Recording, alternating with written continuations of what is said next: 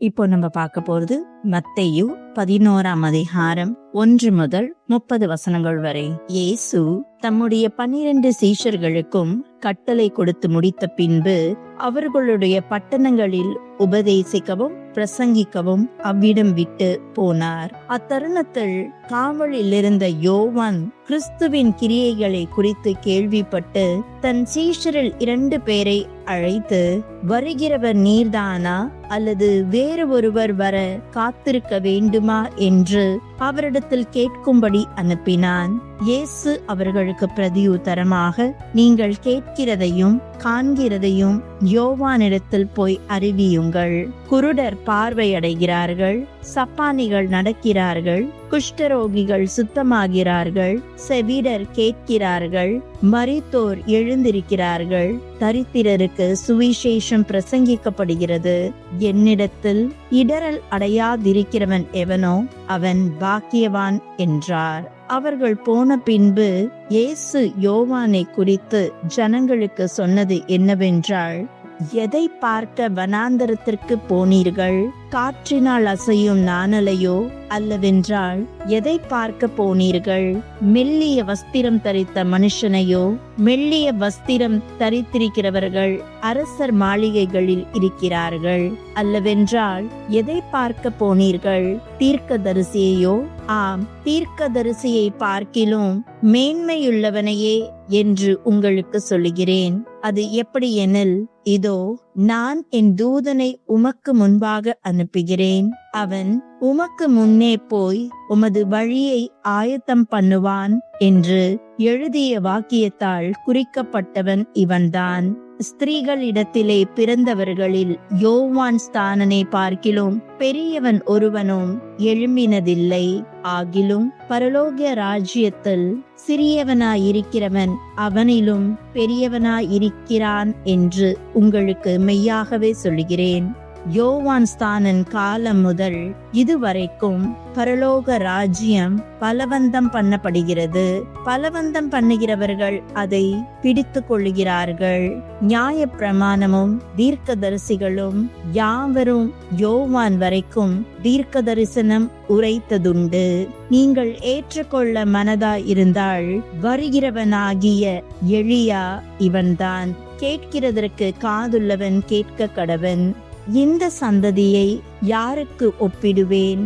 சந்தை வெளிகளில் உட்கார்ந்து தங்கள் தோழரை பார்த்து, உங்களுக்காக குழல் ஊதினோம், நீங்கள் கூத்தாடவில்லை, உங்களுக்காக புலம்பினோம், நீங்கள் மாரடிக்கவில்லை என்று குறை சொல்லுகிற பிள்ளைகளுக்கு ஒப்பாயிருக்கிறது. எப்படியெனில், யோவான் போஜனபானம் பண்ணாதவனாய் வந்தான். அதற்கு அவர்கள், அவன் பிசாசு பிடித்திருக்கிறவன் என்றார்கள். மனுஷகுமாரன் போஜனபானம் பண்ணுகிறவராய் வந்தார். அதற்கு அவர்கள், இதோ போஜன பிரியனும் மதுபான பிரியனுமான மனுஷன் ஆயக்காரருக்கும் பாவிகளுக்கும் சிநேகிதன் என்கிறார்கள். ஆனாலும் ஞானமானது அதன் பிள்ளைகளால் நீதியுள்ளதென்று ஒப்புக்கொள்ளப்படும் என்றார். அப்பொழுது தமது பலத்த செய்கைகளில் அதிகமானவைகளை செய்ய கண்ட பட்டணங்கள் மனம் திரும்பாமல் போனபடியினால் அவைகளை அவர் கடிந்து கொள்ள தொடங்கினார். கொராசீனே, உனக்கு ஐயோ! பெத்சாயிதாவே, உனக்கு ஐயோ! உங்களில் செய்யப்பட்ட பலத்த செய்கைகள் திருவிலும் சீதோனிலும் செய்யப்பட்டிருந்தால் அப்பொழுதே இரட்டுடுத்தி சாம்பலில் உட்கார்ந்து மனம் திரும்பி இருப்பார்கள். நியாய தீர்ப்பு நாளிலே உங்களுக்கு நேரிடுவதை பார்க்கிலும் தீருவுக்கும் சீதோனுக்கும் நேரிடுவது இலகுவாய் இருக்கும் என்று உங்களுக்கு சொல்கிறேன். வான பரியந்தம் உயர்த்தப்பட்ட கப்பர்நகுமே, நீ பாதாள பரியந்தம் தாழ்த்தப்படுவாய்.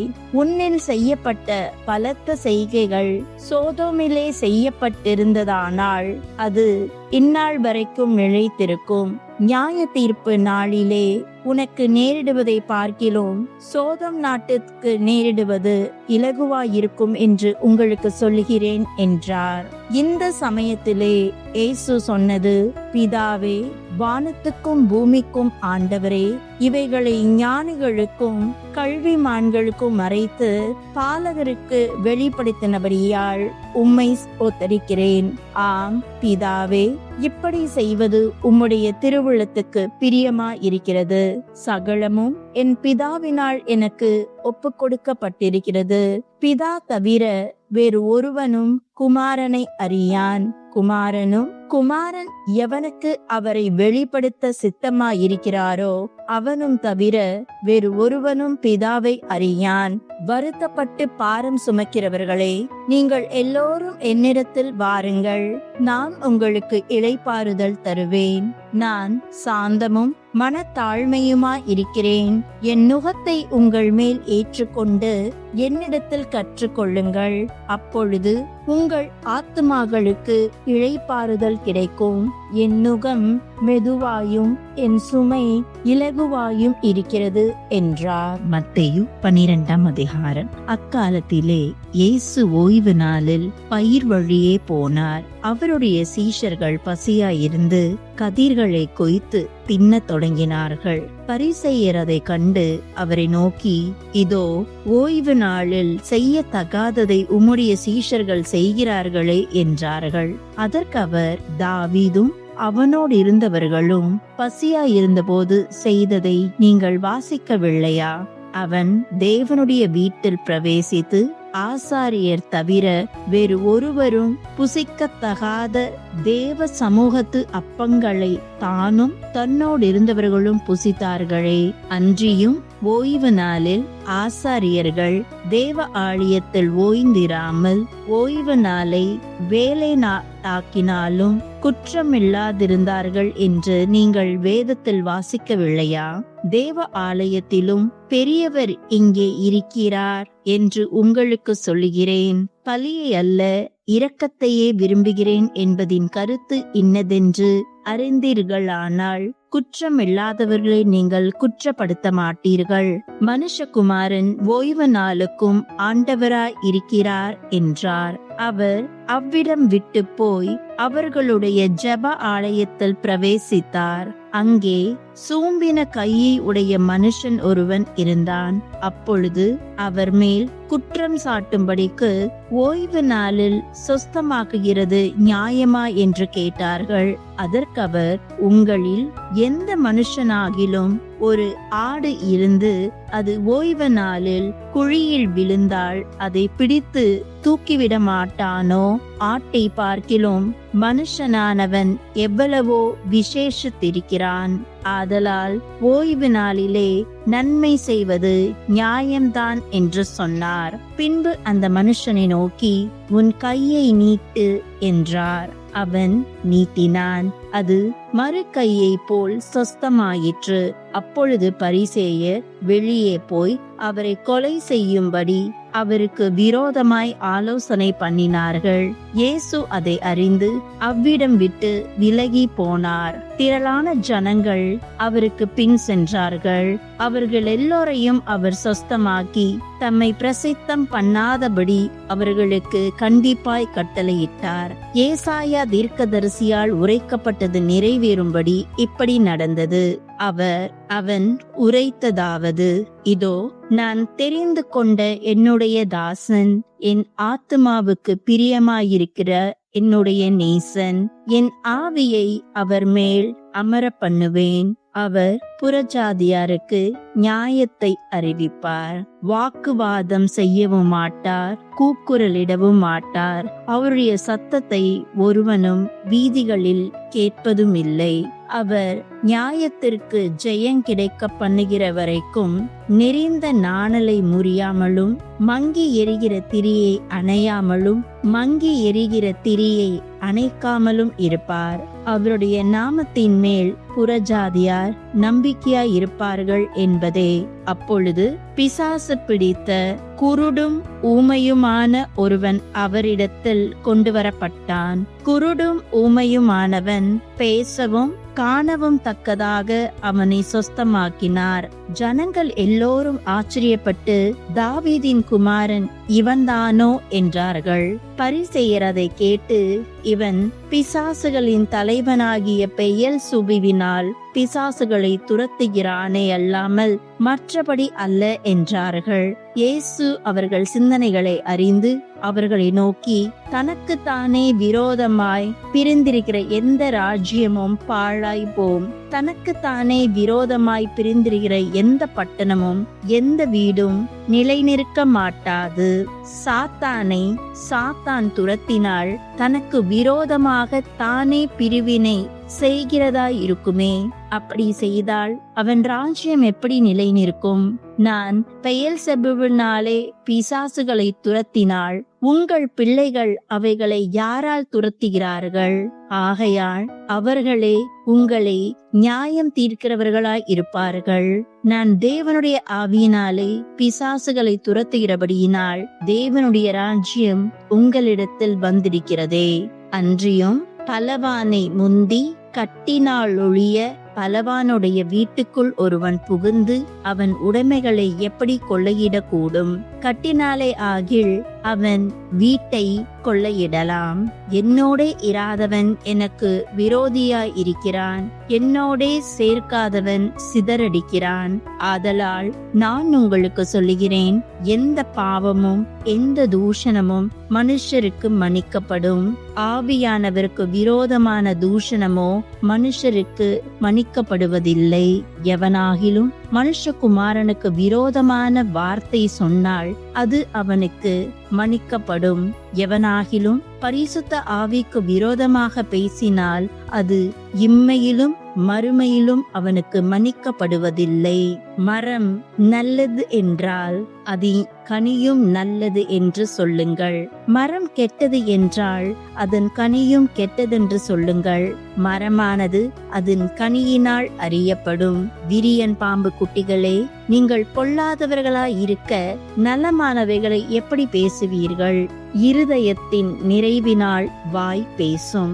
நல்ல மனுஷன் இருதயமாகிய நல்ல பொக்கிஷத்திலிருந்து நல்லவைகளை எடுத்து காட்டுகிறான். பொல்லாத மனுஷன் பொல்லாத பொக்கிஷத்திலிருந்து பொல்லாதவைகளை எடுத்து காட்டுகிறான். மனுஷர் பேசும் வீணான வார்த்தைகள் யாவையும் குறித்து நியாய தீர்ப்பு நாளிலே கணக்கு ஒப்புவிக்க வேண்டும் என்று உங்களுக்கு சொல்லுகிறேன். ஏனெனில் உங்கள் வார்த்தைகளினாலேயே நீதிமான் என்று தீர்க்கப்படுவாய், அல்லது உன் வார்த்தைகளினாலேயே குற்றவாளி என்று தீர்க்கப்படுவாய் என்றார். அப்பொழுது வேத பாரகரிலும் பரிசேயரிலும் சிலர் அவரை நோக்கி, போதகரே, உம்மால் ஒரு அடையாளத்தை காண விரும்புகிறோம் என்றார்கள். அதற்கு அவர் பிரதியுத்தரமாக, இந்த பொல்லாத விபச்சார சந்ததியார் அடையாளத்தை தேடுகிறார்கள், ஆனாலும் யோனா தீர்க்கதரிசியின் அடையாளமே அன்றி வேற அடையாளம் இவர்களுக்கு கொடுக்கப்படுவதில்லை. யோனா இரவும் பகலும் 3 நாள் ஒரு பெரிய மீனின் வயிற்றில் இருந்தது போல மனுஷகுமாரனும் இரவும் பகலும் 3 நாள் பூமியின் இருதயத்தில் இருப்பார். யோனாவின் பிரசங்கத்தை கேட்டு நினிவே பட்டணத்தார் மனம் திரும்பினார்கள். இதோ யோனாவிலும் பெரியவர் இங்கே இருக்கிறார். ஆதலால் நியாய தீர்ப்பு நாளிலே நினிவே பட்டணத்தார் இந்த சந்ததியாரோடு எழுந்து நின்று இவர்கள் மேல் குற்றம் சுமத்துவார்கள். தென்தேசத்து ராஜஸ்திரீ பூமியின் எல்லைகளிலிருந்து சாலமோனுடைய ஞானத்தை கேட்க வந்தாள். இதோ சாலமோனிலும் பெரியவர் இங்கே இருக்கிறார். ஆதலால் நியாய தீர்ப்பு நாளிலே அந்த ராஜஸ்திரி இந்த சந்ததியாரோடு எழுந்து நின்று இவர்கள் மேல் குற்றம் சுமத்துவாள். அசுத்த ஆவி ஒரு மனுஷனை விட்டு புறப்படும் போது வறண்ட இடங்களில் அலைந்து இளைப்பாறுதல் தேடியும் கண்டடையாமல், நான் விட்டு வந்த என் வீட்டுக்கு திரும்பி போவேன் என்று சொல்லி அங்கே வந்து அந்த வீடு வெறுமையாகவும் பெருக்கி ஜோடிக்கப்பட்டிருப்பதாகவும் இருக்க கண்டு திரும்பி போய் தன்னிலும் கொள்ளாத வேறு 7 ஆவிகளை தன்னோட கூட்டிக் கொண்டு வந்து உட்புகுந்து அங்கே குடியிருக்கும்.